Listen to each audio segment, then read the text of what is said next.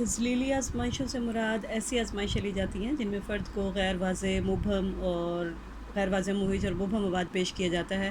اور فرد اس مواد کی وضاحت جو ہے وہ اپنے پوشیدہ لاشعوری رازوں، تصادموں، محرکات اور دلچسپیوں کے حوالے سے کرتا ہے۔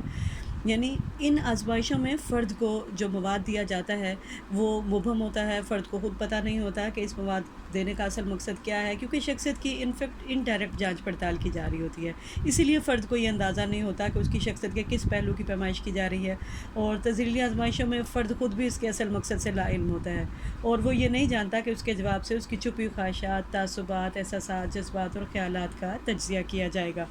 لہٰذا اس لیے ان آزمائشوں میں فرد کی شخصیت کا مکمل ایکس رے کیا جا سکتا ہے۔ ماہرین یہ کہتے ہیں کہ فرد کی شخصیت کا یہ نفسیاتی ایکس رے ہے، کیونکہ اور کوئی بھی آزمائشیں فرد کی شخصیت کی مکمل جانچ پڑتال نہیں دیتی جتنی کہ تذلیلی آزمائشیں جو ہیں وہ فرد کی شخصیت کی جانچ پڑتال دیتی ہیں۔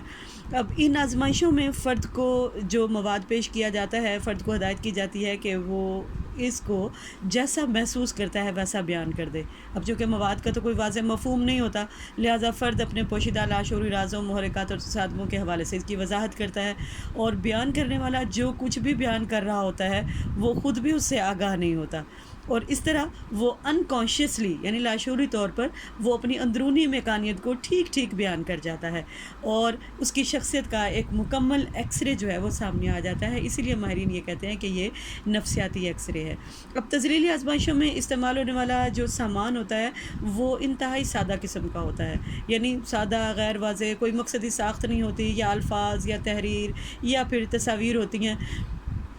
اور معمول کو ان میں سے ہی جو ہے وہ اپنے معنی اخذ کر کے اپنے ذہن سے، اپنے خیالات، اپنے احساسات سے ان کو بیان کرنا ہوتا ہے، اور پھر اس سے اس کی شخصیت کے اندازے لگائے جاتے ہیں۔ معمول کو ہدایات بھی کم سے کم دی جاتی ہیں، اور اسے یہ مکمل آزادی ہوتی ہے کہ وہ جو چاہے لکھے، جو چاہے جواب دے، اور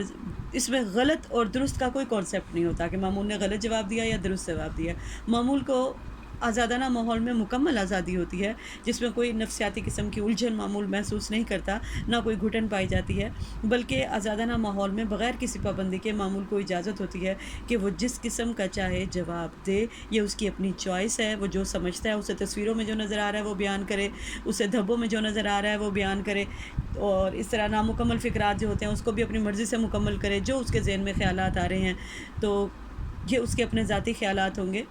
اور اس میں کوئی غلط اور درست کا کانسیپٹ نہیں پایا جاتا ہے۔ اور ان آزمائشوں کی جو درجہ بندی ہے نتائج کی،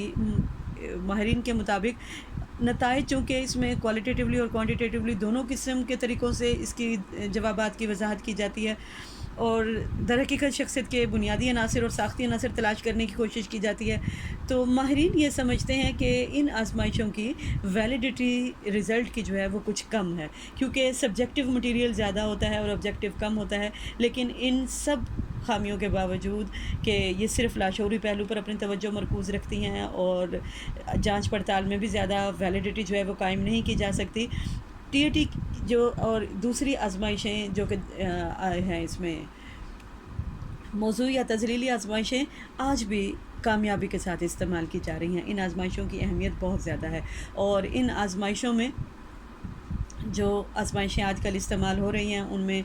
T A T thematic perception, جس کو داستانی ادراکی آزمائش کہتے ہیں، پھر فقرات کو مکمل کرنے والی آزمائشیں، ورڈ ایسوسیشن ٹیسٹ، انک بلاٹ ٹیسٹ، روشا کا انک بلاٹ ٹیسٹ جو ہے، اس کے علاوہ ڈرائنگ ٹیسٹ، بے شمار قسم کے ٹیسٹ جو ہیں وہ تذلیلی آزمائشوں کے طور پہ استعمال کیے جاتے ہیں۔ تو اب ہم ان کو جو ہے ان آزمائشوں کو کریں گے کہ تذلیلی آزمائشیں کون کون سی ہیں، ون بائی ون ہم ان آزمائشوں کا تجزیہ کریں گے۔